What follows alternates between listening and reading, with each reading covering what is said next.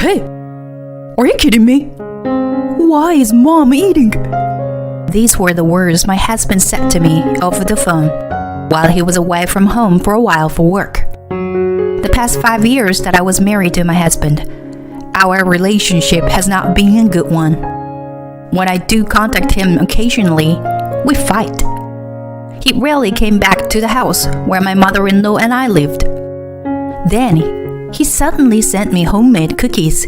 When I came home from work, my mother-in-law opened them without my permission and was devouring them. When I called my husband and told him that my mother-in-law had eaten them, he panicked. At that moment, my mother-in-law collapsed. I took my mother-in-law to the emergency room, where I was shocked to learn the truth. I immediately called the police. My name is Eleanor.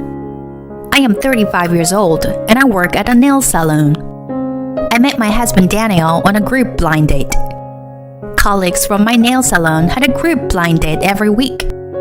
I had been invited a few times, but I wasn't very into it, so I passed most of the time. But one day, I was tricked into thinking it was a girls' night out. Those days, I wanted to be better at nail art, so all I wanted to do was work. The last time I had boyfriend was when I was a student. My colleagues, who were worried about my lack of interest in men, had been planning this party for a long time. It was thanks to them that I met my husband, so maybe it was a good thing that I was fooled. My husband works in real estate. Like me, he was brought to the party by foes to make up the numbers. While everyone around us was having a great time, we were talking in the corner. Apparently, he enjoys cooking. On his day off, he makes elaborate dishes and sweets. Although I am a dexterous cook myself, I was amazed at the colorful and delicate dishes that he made. If you can make such wonderful food, why don't you make it your job? I suggested, but he replied, "It's just right to keep what you love as a hobby." With a laugh, we made plans to go out for dinner and exchanged numbers that day. A few days later, I was invited to Daniel's house. A little nervous when I arrived, but there was a huge feast on the table. It looked beautiful and tasted very delicious. I was so excited that I was eating vigorously when I noticed him looking at me happily. As soon as we finished eating, he confessed his feelings to me and we decided to date. I then dated with Daniel for 3 years. The food he cooked for me was so delicious that I gained a little more weight than before we started dating. Thanks to him teaching me how to cook, my cooking repertoire has expanded. We also traveled to many places together in search of delicious food. We had been together for 3 years and never had a big fight. My work was going well too, and I was truly happy to have met this man. 3 years into our relationship, he proposed to me on my birthday. I cried when I saw the sparkling ring. I knew that with him, I would be able to spend every day in peace. I was filled with happiness.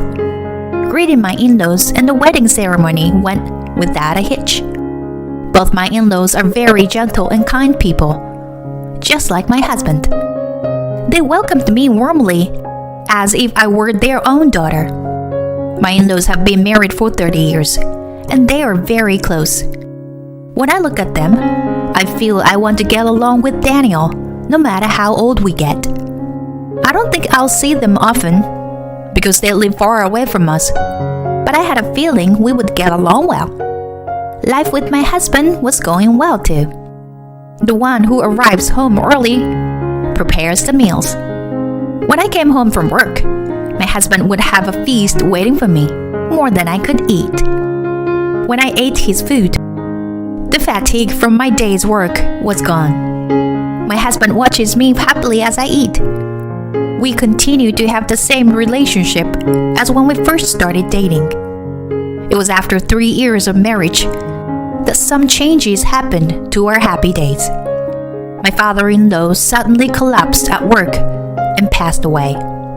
both my husband and I had a hard time accepting the suddenness of the situation.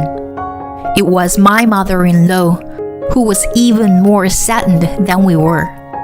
They were a very close couple, so it was understandable. Why? I didn't know what to say to my mother-in-law when I saw her crying in the hospital.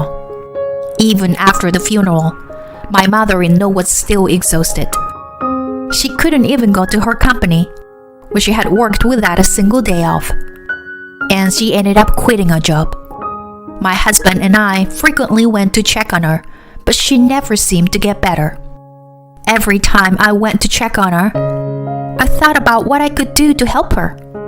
One day, when I went to check on my mother-in-law as usual, my husband suddenly suggested, "Why don't you come and live with us, Mom?"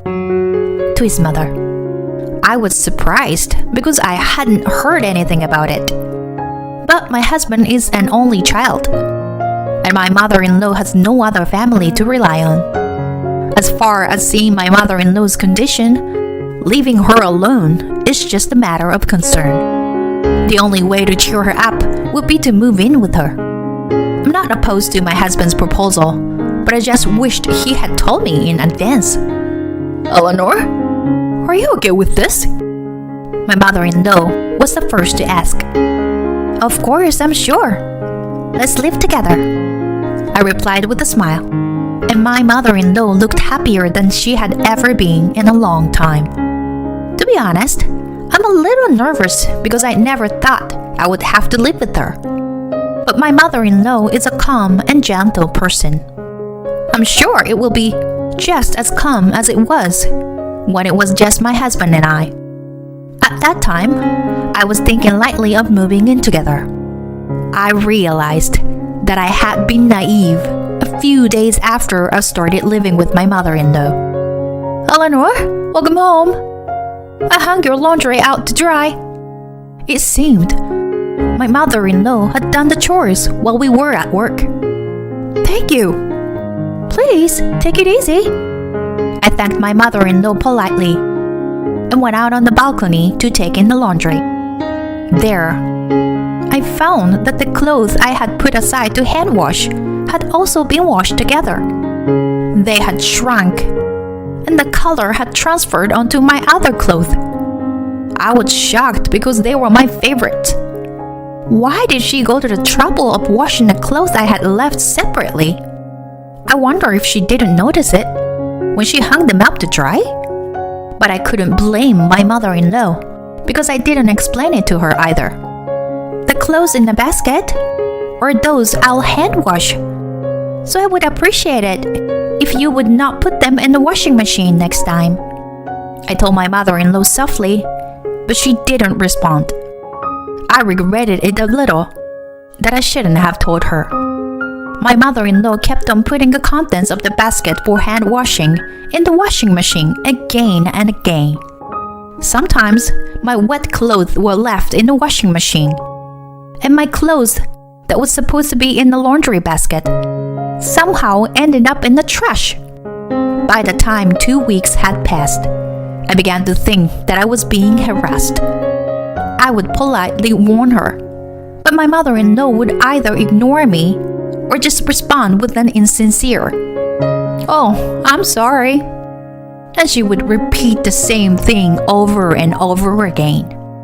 I did what I could, such as washing the things I wanted to hand wash at night and telling her not to go into my room. But my mother-in-law continued to harass me in small ways. I would talk to my husband about it, but all he would say was, "No way. Why would Mom do that? Couldn't it be some kind of misunderstanding? How nice it would be if it was a mistake." I was so frustrated at my husband for not believing me. Then one day, my mother-in-law told me she had cleaned the house. I looked in the trash to find my practice nail tools thrown away. I had been using them since I was a student at vocational school. It was my precious tools that I had shared many hardships with. The moment I saw them in the trash, my blood rushed to my head. please don't throw away my precious tools. And the laundry too. You are always trying to harass me, aren't you? If you don't like something, tell me. I found myself yelling at my mother-in-law. You are a nagging wife. I just threw it away because it was dirty. If you say I'm harassing you, it sounds like it's my fault. My mother-in-law looked at me as if she hadn't done anything wrong. I was also angry that she called my precious nail tools dirty. So I kept shouting when, Eleanor, what are you doing? I heard my husband's voice behind me. I didn't realize my husband had returned. Daniel, Eleanor is being terrible. She tells my husband things that are not true. And when I tried to deny them, he would say, that's Eleanor's fault. She's an asshole. How can you be angry with Mom when you know she's not well? I was so upset that my husband didn't listen to my words at all that I started to cry. Even after that, my mother-in-law continued to harass me. We had many arguments, but my husband always took her side. The relationship between my husband and I was not so good anymore. He rarely cooked for us anymore, as he used to do in the past. I wished many times that we could go back to the good life we had before we moved in together. The only saving grace is that my mother-in-law doesn't harass me when my husband is home. I'm not afraid to go home when I'm at work, and my husband has his day off. But one day, after about a year of living like this, when the three of us were having dinner, my husband suddenly said, I'm gonna be transferred in a new place by myself next month. I was so surprised that I immediately asked him, What? A transfer? By yourself? But all he said was that he had already made the decision. He said he thought I would object if he told me beforehand. If he knew how I felt, he should have said no. I asked him if the three of us could live at the new place. He said he would be back in a few years, so we wouldn't all have to move. He knows my mother-in-law and I don't get along. I wonder if he doesn't feel any worries about us living together. I insisted that I didn't want him to move out every day from that, but he just brushed it off. In the end, he shouted, Shut up! I'm trying to make a living in a place I don't know, so you would keep up with it too. And made his way to his new place of work alone. From then on, life with my mother-in-law was hell. In addition to being harassed about laundry and cleaning, my favorite dishes and clothes were thrown away, and my packages were opened without my permission. The harassment got worse by the day. My husband didn't come home at all, but every once in a while he would call to say, You bullied Mom again, didn't you? My mother-in-law must have said something bad about me again. I would deny it as best I could, and we would fight. At home I would fight with my mother-in-law, and on the phone I would fight with my husband. I was sick and tired of it. Only while I was working, I could forget about the bad things. I was so glad I had a job. It was a year after I started living with my mother-in-law. When I came home from work, my mother-in-law was eating cookies. I don't know where she got them. These are the best cookies I've ever had, she said to me so I could hear her. I didn't care to respond, as I was getting dinner ready when I got a phone call from my husband. I thought it was probably about my mother-in-law again, but I picked up the phone. Did you enjoy the homemade cookies I made? He asked me happily. My husband's phone call reminded me that it was Valentine's Day. He never came home on my birthday or our anniversary, and he never sent me a present. I wondered what had gotten into my husband to send me homemade cookies. I guess that the cookies my mother-in-law was eating were my husband's homemade cookies. The cookies she was so delighted with that she couldn't help but let out her feelings so loudly. I realized that the reason she was so loud was because she opened my package and ate them without my permission. Your mother said they were delicious, I coldly replied. What? My husband said, on unease. I said, your mother took the liberty of opening the package and eating it. That's what she always does, right? I said. Hey, are you kidding me? Why is Mom eating them? Suddenly, my husband said in a loud voice. And at the same time, there was a loud noise behind us. My mother-in-law collapsed, but I didn't understand what happened. I'll call you back later, I said and hung up the phone. My mother-in-law looked very distressed and was convulsing. I called an ambulance and she was rushed to the hospital. Thanks to the emergency treatment, my mother-in-law was not seriously injured. However, I was shocked to hear the doctor's words. My mother-in-law may have eaten poisonous mushrooms. I immediately thought of the cookies my husband sent me. I didn't think it was possible to put poisonous mushrooms in cookies, but it was the only thing I could think of. I told the doctor and called the police. The police soon arrived and examined the cookies in my house. They indeed found poisonous mushrooms in the cookies my husband had sent me. I wondered if that was why he was so happy to ask me if I had eaten them. I was so upset that I didn't understand the reason of my husband's actions. I told the police where he was, and I went back to the hospital. When she woke up, I told my mother-in-law the poisonous mushrooms had been detected, and she started to cry. Eleanor, I am so sorry for everything I've done. I was so envious of your happiness that I did nothing but be mean to you. I didn't understand what she meant. Those cookies had poisonous mushrooms in them. I think Daniel wanted me to eat them, I said. I knew. Daniel told me to feed them to you. I'm so sorry. My mother-in-law apologized. She told me that she had bad-mouthed me to my husband, as she always did. Then he said he was going to send me cookies with poisonous mushrooms to punish me. My mother-in-law said that was a bit much. But my husband didn't listen, saying it was nothing life-threatening and would only make me have a slight stomachache. She also said that the cookies were supposed to be the reason I would ask for a divorce. I couldn't believe it.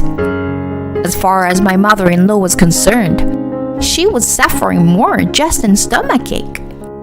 After my mother-in-law received the cookies from my husband, she was worried about what to do with them.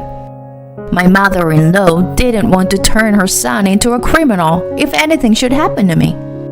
So she chose to eat them herself. I couldn't stop shaking when I heard her story. This matter is not something you could get away with. Just an apology. Do you think you've protected me? You are an accomplice too, you know? Daniel should be arrested by now. I don't want to see your face ever again, I told her while she kept apologizing. On my way home, I got a call from the police telling me that my husband had been arrested. I rushed home, packed my belongings, and went back to my parents' house. Later, after he was released, I asked my husband to fill in the divorce papers through my lawyer. And so, the divorce was finalized. It was also decided that I would receive alimony. The lawyer told me that my husband had been having an affair before he moved out. She said it was with a colleague at work. The reason for it was because my mother-in-law and I didn't get along well, and the atmosphere in the house was bad. Well, that's no reason to have an affair. He wanted to spend more time with his affair partner, so he'd ask for a transfer himself. He thought that if he was cold to me, I would ask for a divorce, so he started fighting me about my mother-in-law. He got tired of me not asking for a divorce and decided to commit this crime. I wonder why I had put up with it all these years. I had a little bit of hope that one day he would return to the gentle husband he had been when we were first married. But if this was the case, I wish I had asked him for a divorce sooner. I never thought that my husband's cooking, which I loved so much, would cause me such trouble. My husband was released from prison, but he was fired from his job because of this arrest. Apparently, it was originally rumored within the company that he was having an affair. And so, the woman he was having an affair with was fired along with him. She eventually has given up on him, and he is now living with his mother. Since he has a criminal record, he can't seem to find a new job. He had to spend a lot of money on the woman he had an affair with and almost has no savings. He's living poor life while borrowing money. My mother-in-law is now harassing my husband the same way she harassed me. You should get a taste of how hard it was for me. For a while, I was in a state of shock and couldn't open up to anybody. However, with the support of my family, I was able to recover. I decided to open a nail salon at home with the alimony and the money I had worked so hard to save.